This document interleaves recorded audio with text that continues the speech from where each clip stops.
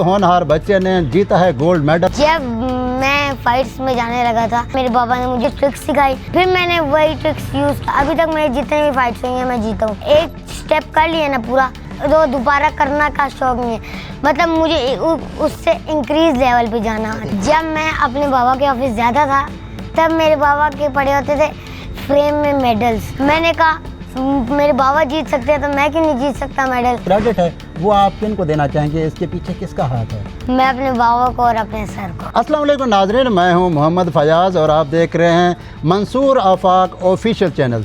मेरे साथ नाज़रीन एक ऐसा होनहार बच्चा है जिसके बारे में इकबाल ने वाकई ये शेर जो लिखा था कि मुझे मोहब्बत है उन जवानों से जो डालते हैं सितारों पे कमन। इंट्रोडक्शन थोड़ा सा कराता चलूँ। अंडर 25 नेशनल लेवल पे इस कैटेगरी के मुकाबले हुए हैं जिसमें इस होनहार बच्चे ने जीता है गोल्ड मेडल और पाकिस्तान का नाम रोशन किया है। अभी इस बच्चे के पास चलेंगे और इससे तासुरात लेंगे। और सबसे बड़ी बात कि ये इतनी छोटी उम्र में इतने बड़े मेडल से, जब भी हम किसी भी इंटरनेशनल लेवल पे या नेशनल लेवल पे किसी भी बड़े नाम का या उनसे इंटरव्यू लेते हैं तो वो बताता है कि मैं डिस्ट्रिक्ट डिवीजन, तो डायरेक्ट नेशनल लेवल पे इस तरह से गोल्ड मेडल जीतना किसी मुआवजे से काम नहीं है। अभी इस बच्चे के पास चलेंगे और उनसे पूछेंगे कि ये गोल्ड मेडल तक का जो सफ़र है वो कैसा रहा और कहाँ से इन्होंने शुरू किया। जी अस्सलाम वालेकुम आलियान साहब। वालेकुम सलाम। जी हमें बताइएगा कि ये आपने कहाँ से ये कराटे और इस तरह से इस जो स्पोर्ट्स है इसमें अट्रैक्ट हुए और ये गेम जो है आपने शुरू की?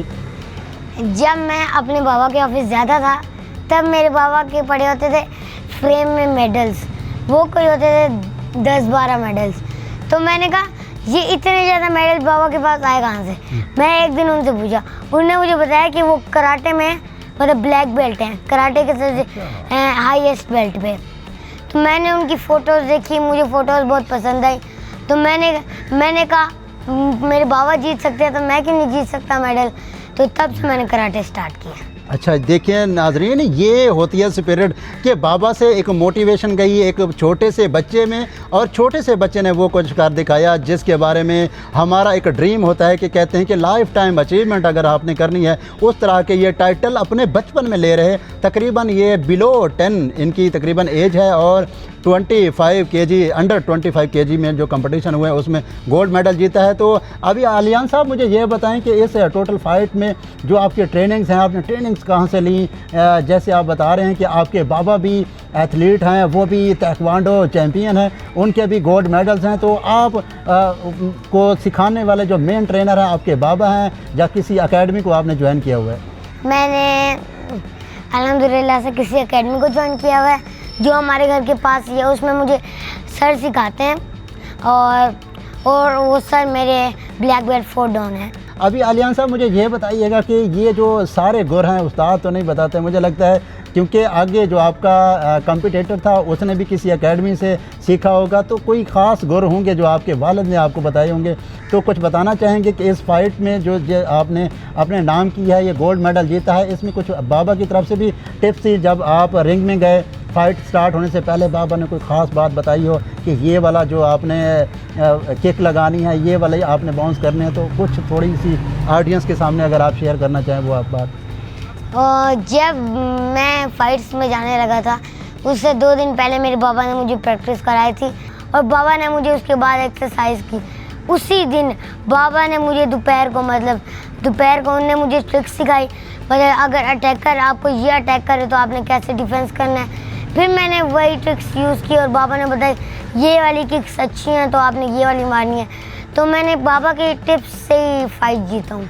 माशाल्लाह। ये देखें जी, बिल्कुल इस सक्सेसफुल स्टोरी के पीछे जो वाइटल रोल है वो वालिद का ज़रूर है, क्योंकि वो ख़ुद भी नेशनल चैम्पियन रह चुके हैं और बच्चे में वो ट्रांसफॉर्म हो रहे हैं वो ख्वाब।